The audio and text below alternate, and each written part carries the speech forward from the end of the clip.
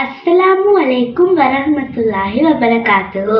எனது ஆசிரியரிடமிருந்து கற்றுக்கொண்ட இலங்கையின் புராதன இடங்களை பற்றி பதிவிடுகிறேன். முதலாவது சீகிரியா குகை. சீகிரியா குகையின் மறுபெயர் சிங்க குகை எனவும் அழைப்பர். இக்குகையை கட்டிய மன்னன் காசியப்ப மன்னர். இதில் இயற்கை வர்ணங்களை கொண்ட ஓவியங்கள் காணப்படுகின்றன. இவ்வோவியங்கள் இந்தியாவில் உள்ள அஜந்தா ஓவியங்களை ஒத்தது. இந்த குகையின் அமைவிடம் தம்புள்ளைக்கும் மாத்தளைக்கும் இடையே உள்ளது. அடுத்ததாக இலங்கையின் முதலாவது நடப்பட்ட தேயிலை செடி. இது 1867ஆம் ஆண்டு ஜேம்ஸ் டெய்லர் என்பவரால் நடப்பட்டது. இலங்கையின் முதலாவது பெருந்தோட்டம் ஆகும். இது மத்திய மாகாணத்தில் கண்டி மாவட்டத்தில் லூல்கந்திர பிரதேசத்தில் அமைந்துள்ளது. மூன்றாவதாக டோசன் கோபுரம். டோசன் கோபுரத்தை கட்டியவர் பிரித்தானிய ஆளுநர். இக்கோபுரம் 200 மீட்டர் உயரமானது. இங்கிலாந்தில் பிளாண்டின் கோபுரத்தை ஒத்தது. ஆனத்தில் கண்டி மாவட்டத்தில் கடுகண்ணாவ கொழும்பு கண்டி A1 வீதியில் உள்ளது. காலி கோட்டை.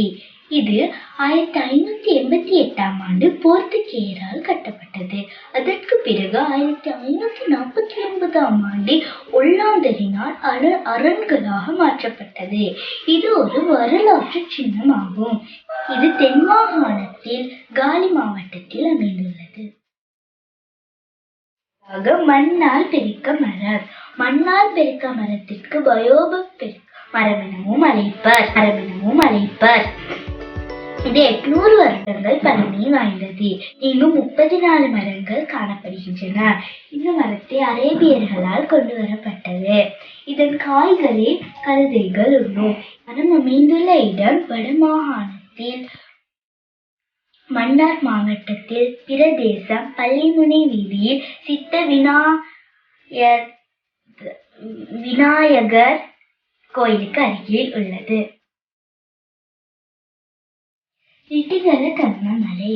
ரிட்டிகர கர்ணமலை செறிவான காட்டினால் மூடப்பட்டுள்ளது. இதில் அரிய தாவரங்கள் உண்டு. இது மல்வத்த ஓயாவின் நீரேந்து பகுதியாகும். இது அமைந்துள்ள இடம் வடமத்திய மாகாணத்தில் அனுராதபுரம் மாவட்டத்தில் அமைந்துள்ளது. கபாலித்தாவே புளிய மரம். இதில் இந்துக்களும் பௌத்தர்களும் வழிபடுவார்கள். இது 9 அடி உயரமானது.